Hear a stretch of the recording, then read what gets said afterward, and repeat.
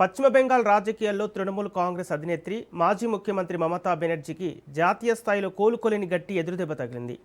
TMC fire brand మహిళా నేత, Rajya Sabha MP Sushmita Dev తన పదవికి, పార్టీ సభ్యత్వానికి రాజీనామా చేశారు. ఇటీవలే సీనియర్ నేత సుఖేందు శేఖర్ రాయ్ రాజీనామా చేసిన వారం రోజుల వ్యవధిలోనే సుష్మితా దేవ్ కూడా పార్టీని వీడటం దేశ రాజకీయాల్లో తీవ్ర కలకలం రేపుతోంది.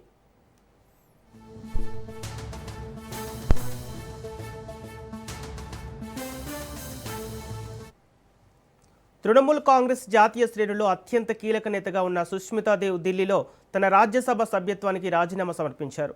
గత వారం పార్టీలో అవినీతి, నియంతృత్వ పోకడలను నిరసిస్తూ సీనియర్ ఎంపీ సుఖేందు శేఖర్ రాయ్ రాజీనామా చేయగా ఇప్పుడు సుష్మితా దేవ్ కూడా అదే బాట పట్టారు. ఈ వరుస ఎగ్జిట్లతో మమతా బెనర్జీ, అభిషేక్ బెనర్జీల నాయకత్వంపై సొంత పార్టీలోనే తీవ్ర అసంతృప్తి వ్యక్తమవుతోందని స్పష్టమవుతోంది.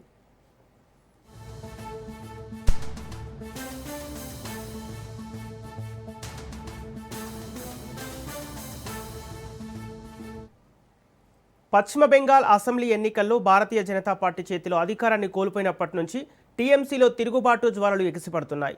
పార్టీని కాపాడుకోవడం మమతా బెనర్జీకి అసాధ్యంగా మారింది. ఇప్పటి వరకు ఏకంగా 60 మంది ఎమ్మెల్యేలు మమతాకు హ్యాండ్ ఇచ్చి తిరుగుబాటు బాట పట్టారు. ఎమ్మెల్యే రితభద్ర బెనర్జీ నేతృత్వంలో 58 మంది శాసనసభ్యులు తామే అసెంబ్లీలో అసలైన విపక్ష పక్షం అంటూ స్పీకర్కు లేఖ ఇవ్వటం బెంగాల్లో టీఎంసీ పతనాన్ని శాసిస్తోంది.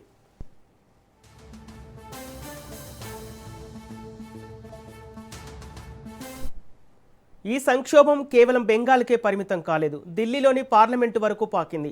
టీఎంసీకి చెందిన 20 మంది లోక్సభ ఎంపీలు, 2 రాజ్యసభ ఎంపీలు ఇప్పటికే పార్టీ లైన్ దాటారు.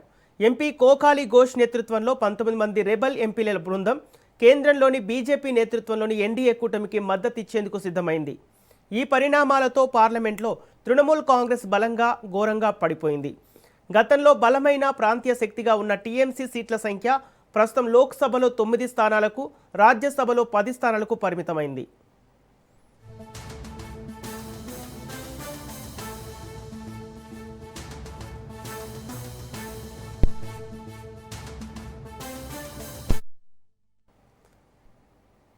ఢిల్లీలో ఇండియా కూటమి అగ్రనేతల సమావేశం జరగడానికి కొద్ది గంటల ముందే ఈ పరిణామాలు చోటు చేసుకోవటం మమతా బెనర్జీని మరింత ఆత్మరక్షణలో నెట్టింది.